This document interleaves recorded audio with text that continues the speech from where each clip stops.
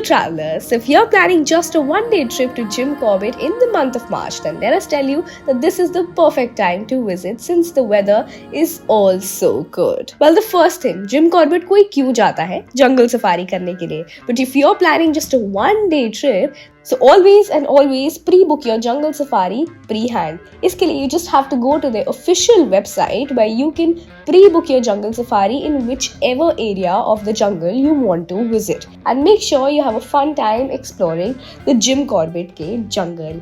And good luck with the spotting of the animals and especially the tiger.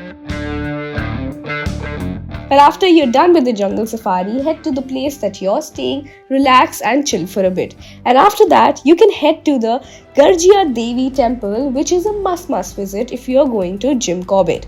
Well, it is located right next to the Kosi river, so after doing your darshan, you can head down and sit next to the Kosi river, enjoy a cup of tea and Maggi khana bilkul bhi mat bhulna. So if you're in Jim Corbett, jungle safari, a visit to the Garjia temple and a chill time next to the Kosi river that runs through Ramnagar and Jim Corbett are the must do things here.